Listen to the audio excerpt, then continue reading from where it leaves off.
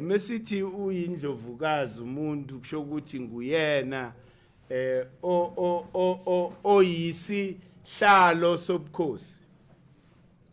Masithi uyindlovukazi uyisihlalo sobukhosi ngoba ngaphandle kwakho inkosi ayikho. Manje ke le ngoma le esiculayo kaNdabezile it's a warning song to the powers that be ukuthi if lento yomuntu omnyama ingalungi kuyonyakaza umkhonto ngempela and asifuni size sifinyelele lapho yingakho sihlangane la namhlanje ngoba sizonxusa sizocela indlovukazi Nomkhubulwane isiphe amandla okulwa lempi ngokukamoya akuyona impi yenyama le. Manje ke uma sithi sifuna ukuzwa kahle ukuthi intuthwane iyayibulala indlovu na sisuke sikhuluma ngale senzo sika Nomkhubulwane as the throne Nomkhubulwane ngoba indlovu is associated with the first chakra. The first chakra kula yonke into yethu ibopheke khona ngoba thina siphila nge-energy evela kumvelinqangi eyehlayo izoletha all the creation on earth, but within us nothing goes up, iyohlangana nomvelinqangi. Manje uyabona ukuthi iyi-two-way system lento, kepha thina sibopheke lapha enzansi sizonxusa ke njengayo intuthwane ukuthi le ndlovu le kumele siyiwise. Le system esiphila kuyo it must fall. Why? Because it is against the natural order of things. Thina sibuswa amakhosi namakhosikazi axhumeke kumvelinqangi noNomkhubulwane. Amandla ethu alapho. Manje ke lo mbuso esikuwo umbuso osifaka ke enyameni. So lama meditation njengoba sizowenza kumele siwenze with a full understanding ukuthi iyini lento. What are we saying when we are saying uNomkhubulwane is the throne? Remember ukuthi abelungu bakufundise ukuthi ukuze wena ubone umvelinqangi the creator you have to go through the sun. That is wrong. It is through the female energy that lights up the pineal gland so that the right, a side of the brain is electrified. Then magic happens. But manje asikwazi lokho. Umlungu uthe through the sun. So it means ukuthi siloko sithandaza wrong all this time because siloko sibheke indodana ukuthi yiyo zosifaka. But according to lo moya esizama ukuvula indodana le owuheru controls the solar plexus yini yeah I controller la umlilo ula and the throne is here in the brow. Manje ke indodana ayikwazi ukulingana nendlovukazi. Indlovukazi yiyo ekuthula kumvelinqangi according to the natural order of things. Sizoyibuyisa siyibuyise even in electricity. Ukuthi thina singa ukuthi we are electric beings. Electricity runs in our system. So manje senza ukuthi lento yenzakalayo in our system mirrors what happens in the cosmos in terms of ilanga nenyanga. So uNomkhubulwane is the real throne for you to be able to be called the enlightened one. Ufane nabo Bab Credo, Abo Imhotep, all these great African gurus who were called the son of light and daughter of light. Why? Because they have been able to communicate directly with umvelinqangi. So it means their brow shines with light. Ingakho bathi babona igolide ebusweni balabantu ngoba bawukukhanya. They are the light. They were able to sustain lento esikhuluma ngayo ukuthi i-energy yethu is trapped in the first chakra, which is represented by earth. And the earth, animal yalapho is the lento zindlovu. Indlovu, it's big and ihamba slow. So kula siphila khona with fear. We are always fearful. Bazothatha imoto yami, they are going to take my house, they are going to take all those things. Kula, this is where umntomnyama is trapped in. Why? Because, asika connecti na lo moya. Lo moya uhamba lati na sihamba la. The opposite. So we need to realign ingakho ke namhlanje. Sizobulala lendlovu siyintuthwane. Kepha lendlovu meliwe phansi. Meliwe iwa kanjani lendlovu? Uma ukhonile consistent and ube persistent in terms of raising the energy which is blocked lapha ku root chakra yakho.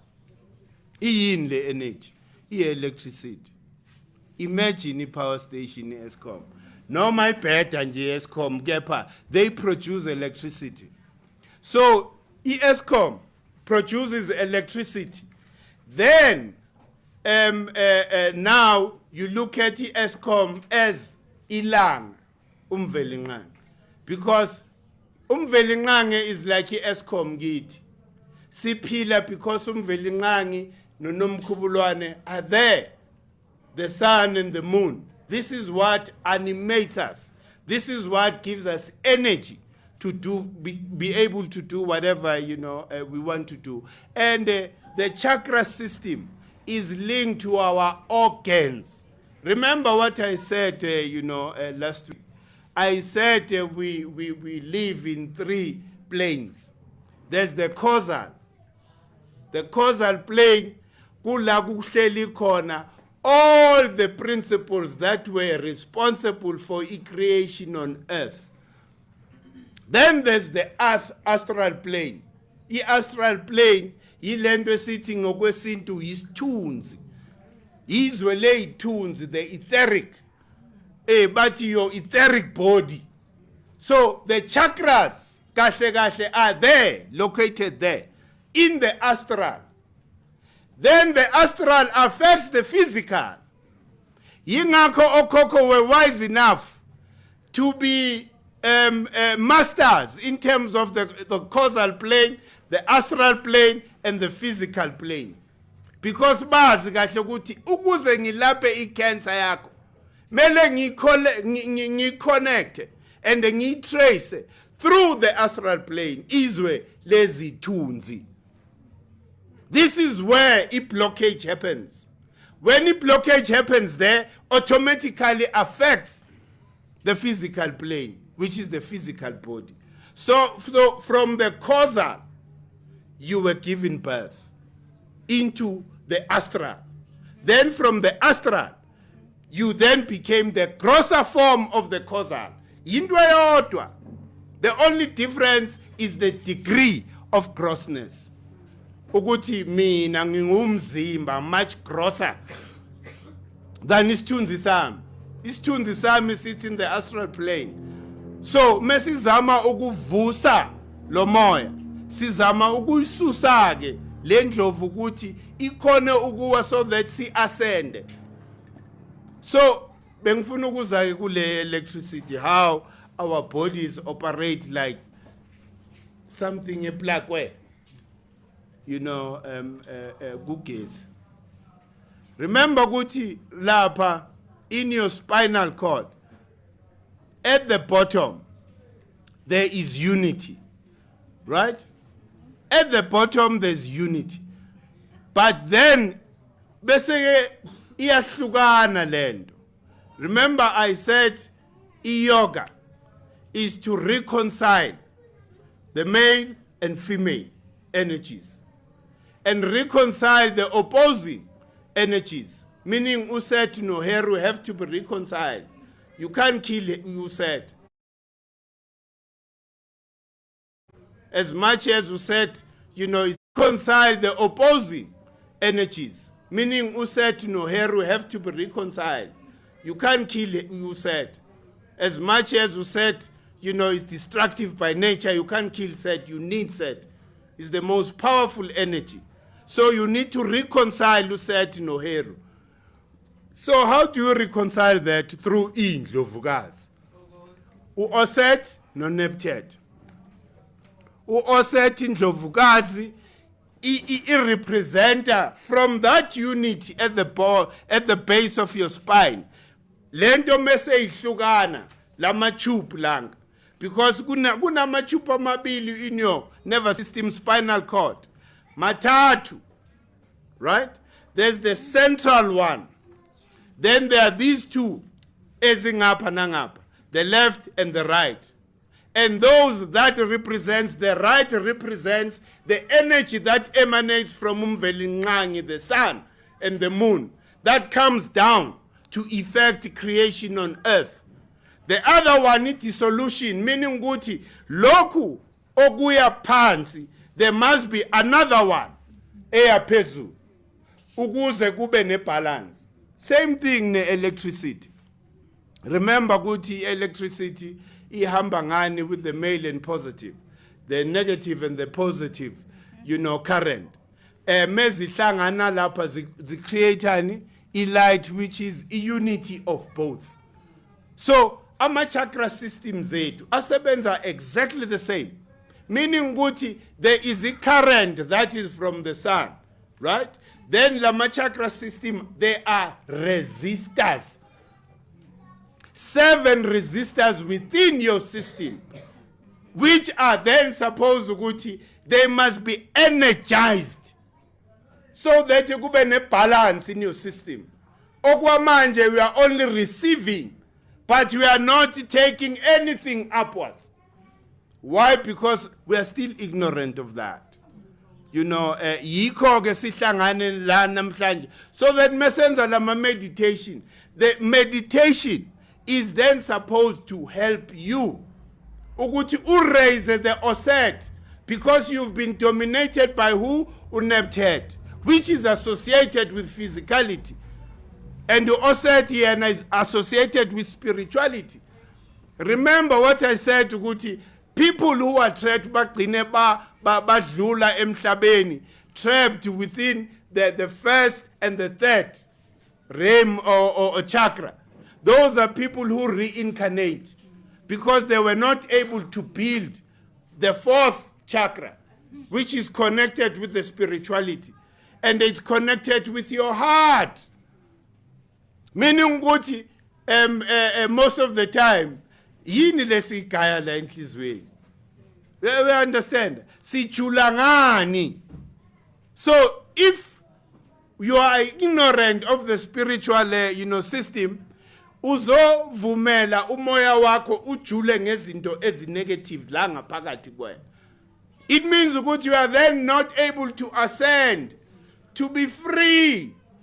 Remember ukuthi ukuzalwa komuntu is the entrapment of the soul. Because before the soul you were born, the soul was free to do whatever it pleases. Now it's entrapped in this body. So lo mzimba lo, yingakho kumele siwenze umzimba all light again. Thina as African people, remember ukuthi we have a lot of melanin, right? Melanin and carbon, it's one of and the same thing. So that is a communication chemical with izulu natural. So manje thina uma siqhelile, remember ukuthi this content and information sayilahlanini. When were we colonized as African people? Nini? Ama Arab angena nini lapha? Nama Greek, nama Italians. So it means that they disturbed our spiritual lifestyle for all these years. Yingakho we are in this condition that we find ourselves in. So the ignorance of the existence of that opposing current in your system, this is what, leads to strife and everything, in your life. Why? Because akuna leyo balance. Like, without the negative, wire, which is earthing, angeke uzuthola umlilo lapha endlini, angeke uzuthole even light through a light bulb. So there's got to be a balance of the negative and the positive. Ukuze kube na something that is also replicated by, unuthi no gap. There could never be any creation without the energy that emanates from Nut. Ndlovukazi. She gives birth to everything that is on earth. But manje mayifika la, iba the very same energy. Remember, singabi confused. Yonke into is constituted by the same energy. That unity from the first atom, which is umvelingange, that is the unity. Androgen being the sun, because it has both male and female. But the separation yenzakala as it grows, because the atom grows by division. That is what science says. So it means ukuthi the sun divides, but it's still the very same energy, but the only difference is the grossness of the energy. So you are the same element that emanates from the sun and the moon. So you must never think yourself ukuthi you are different from the animal. You are different from Milendoza. Those are just different patterns and vibrations that created differences in terms of a creation itself.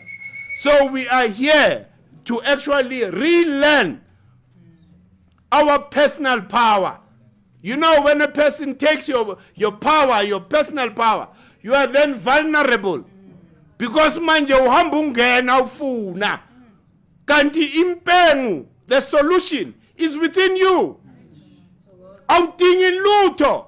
Ufuna ukuyivalela nje kamereni lakho, ukhulume no Auset wakho nomvelinqangi wakho. Finish. So when you want to put people in condition, you make them lose that focus. Ukuthi impengu, the power is within you.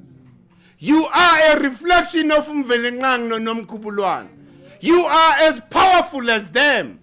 They even gave you the ability to procreate. Not only in terms of abantwana, but everything. In terms of buildings, the ideas, and they gave you that. But manje, if you are ignorant of that power, you will always be a slave to somebody else. So we are here today.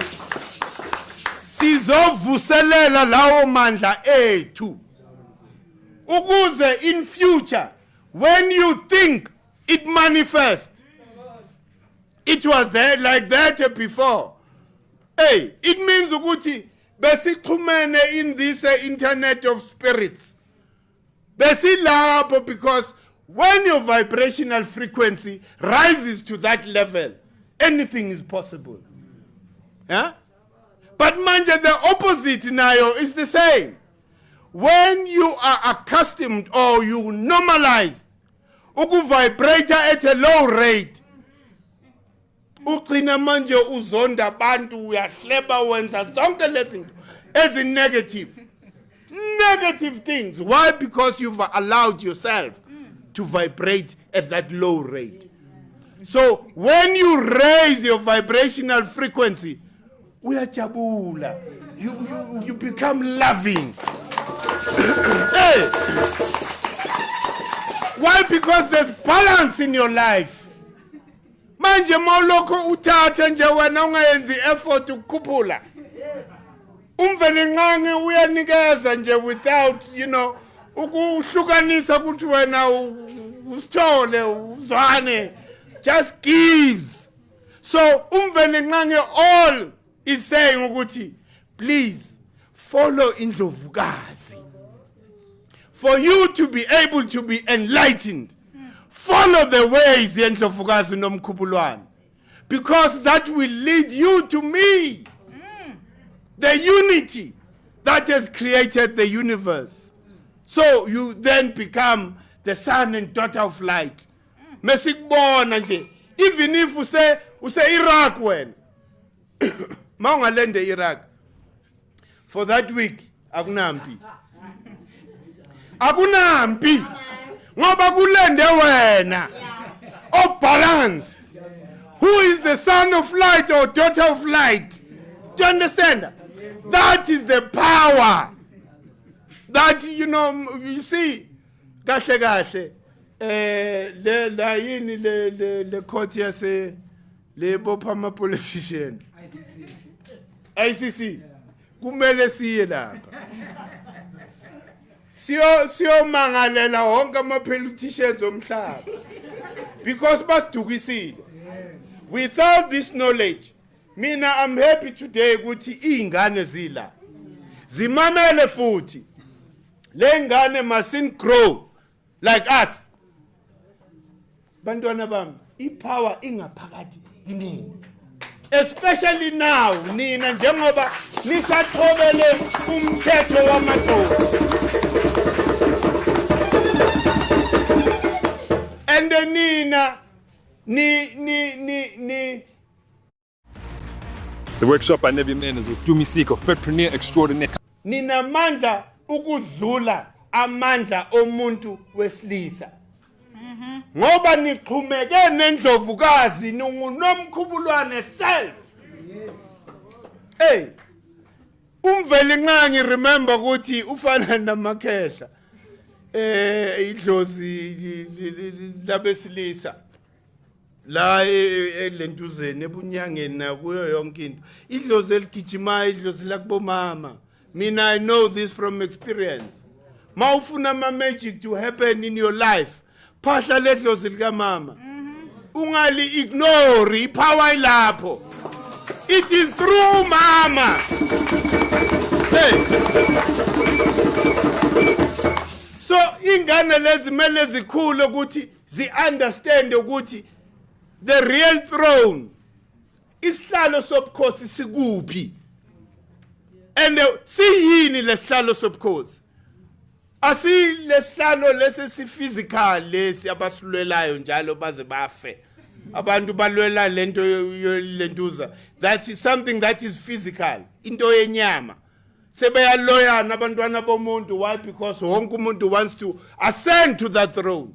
Physically, kanti the real throne ila ku pineal gland yakho. There. When you develop the skill to be able to raise your energy, to lighten up the pineal gland, then automatically the right hand, side of your brain lights up. You are becoming a magician. Utimauqali project, we are Khuluma nje, want this to happen. The universe conspires with you. Ikusondezele wonke umuntu omdingayo man. That is power. Huh? So ngaphandle ukuthi siloko start isikhathi ngoba mele singene. Indlovukazi la izosileader kule process, but le process njengoba ngisho ifuna sibekezele and ayifuna amavila. Because sometimes we are vilapa. To take just 30 minutes or 20 minutes when zinjelama exercises that will then give you affect future yakho. So into esibulalayo bese kabathu bathi hayi lento ayisebenzi.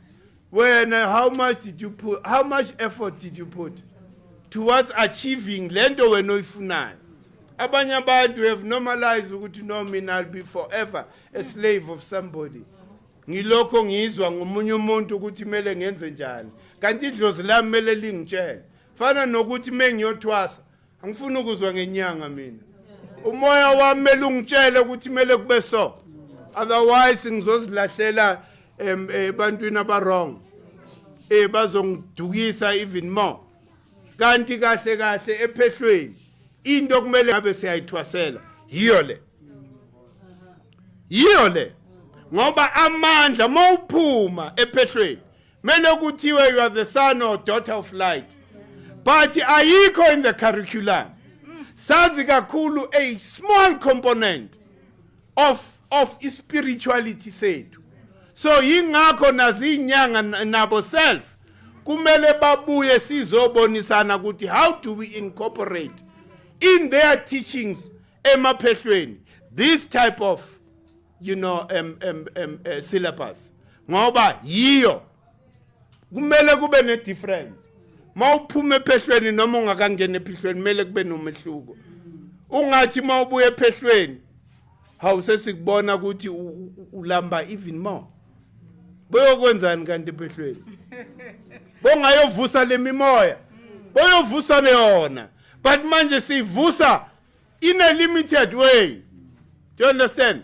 Kumele si break it down the way sizoyenza ngakhona la namhlanje.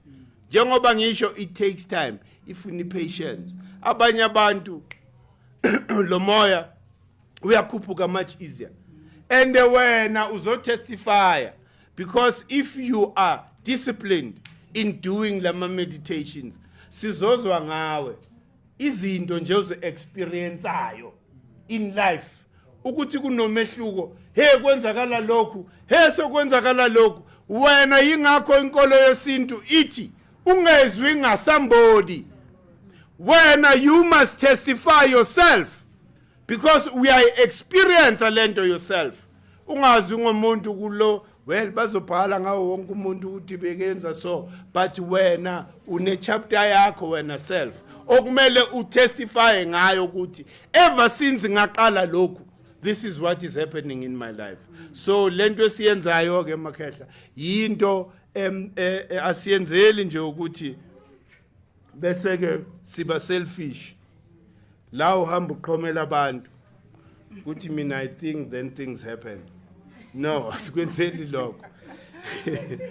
Ngoba usethu uyavela vele esikhathini esiningi.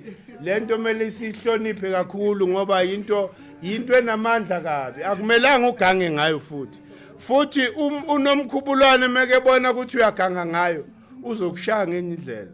So mele uyihloniphe lento. Siyenzela lento ukuthi njengoba ngishilo asifuni ukubuyela empini ukuze sibuyise our identity. We don't need war.